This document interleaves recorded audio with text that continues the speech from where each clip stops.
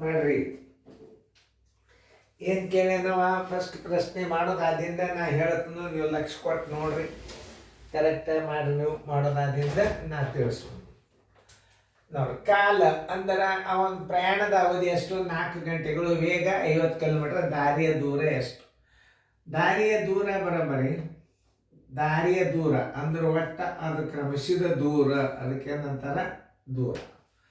ಒಟ್ಟು ಕ್ರಮಿಸಿದ ದೂರ ಬರೋಬ್ಬರಿ ಅನ್ನೋ 4 ಗಂಟೆಗಳಂದ್ರೆ ಏನು? ಕಾಲ ಗುಂಡ್ಲೆ, ಕಾಲ ಅಂದ್ರೆ ಸಮಯ, ಕಾಲ ಗುಂಡ್ಲೆ ವೇಗ.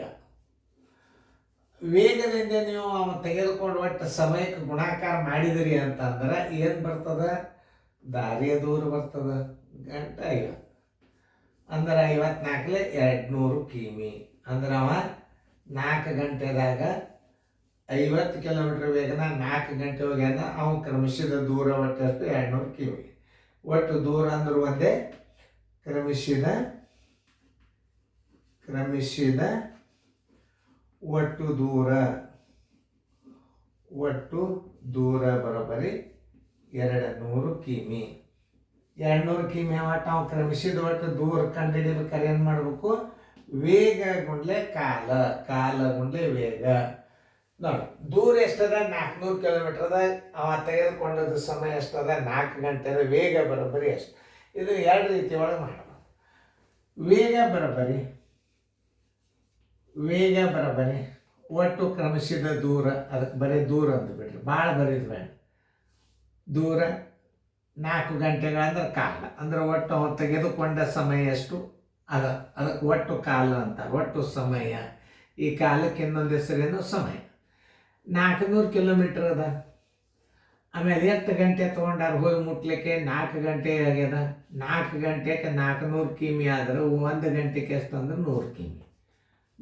ಬರೀ 100 ಕಿಮಿ. ಇದನ್ನು ಉತ್ತರದಾಗ ಹೆಂಗೆ ಹಚ್ಚಬೇಕು? ಅದನ್ನು ಭಾಳ ಇಂಪಾರ್ಟೆಂಟ್. ಆನ್ಸರ್ 100 ಕಿಮಿ ಪರ್ ಗಂಟೆಗೆ. ಈಗ ಬರೆಯುವಂಥ ಪದ್ಧತಿದು ನೋಡ್ರಿ. ದೂರ ಎಷ್ಟದ?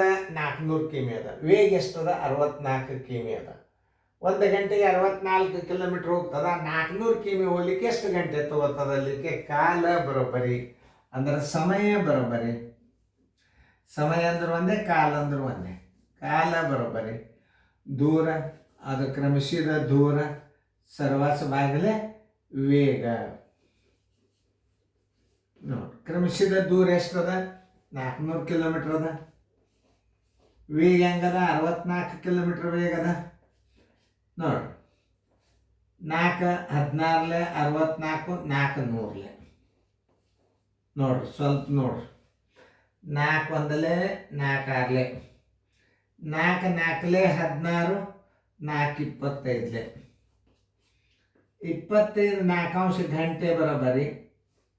ನೋಡ್ರಿ, 4 6 ಗಂಟೆ ಎಷ್ಟು ಉಳಿತು? 1 4 6 ಪೂರ್ಣಾಂಕ 1 4 ಗಂಟೆ. ಇನ್ನು ಅದನ್ನು ಸಮಯದಾಗ ಹೆಂಗೆ ಬರಬೇಕು? 1 4 ಗಂಟೆ ಬರೋಬ್ಬರಿ. ಆನ್ಸರ್ದಾಗ ಹೆಂಗೆ ಬರಿಬೇಕು? ಅದು ಆನ್ಸರ್ ಇಸ್ ಈಕ್ವಲ್ ಟು 6 ಗಂಟೆ 1 4 ಗಂಟೆ ಅಂದ್ರೆ 1 4 1 ಗಂಟೆಗೆ 60 ನಿಮಿಷ. ನೋಡಿ, 1 4 15 ಬರೋಬ್ಬರಿ 6 ಗಂಟೆ 15 ನಿಮಿಷ. ನೋಡಿ, ಹೀಗೆಲ್ಲ ತಿಳ್ಕೊಬೇಕು ಗಣಿತಗಳನ್ನು ಸರಿಯಾಗಿ ಚೆಂದಂಗೆ. ಇನ್ನು ಮುಂದೆ ವಿಷಯದಾಗ ಬಂದದ ಗಣಿತಗಳು ಭಾಳ ನೆನಪಿರ್ತಾವೆ. ಈ ಸೂತ್ರದ ಮೇಲೆ ಏನು ಹಚ್ಚಬೇಕು ಅಂತ ಕನ್ಫ್ಯೂಸ್ ಮಾಡ್ಕೊತಿರ್ತೀರಿ ನೀವು. ಕನ್ಫ್ಯೂಸ್ ಮಾಡ್ಕೋಬೇಡ್ರಿ. ಅದನ್ನು ಮುಂದೆ ನಿಮ್ಗೆ ವಿಷಯದಾಗ ಬಂದಾಗ ಭಾಳ ಪರ್ಫೆಕ್ಟ್ ಆಗಿಬಿಡ್ತೀರಿ ನೀವು. ಎಲ್ಲ ಮಾದರಿ ಮೇಲೆ ಗಣಿತಗಳು ಬರ್ತಾವೆ. ತಿಳಿದಲ್ಲ? ನೋಡಿ, ಚಂದ.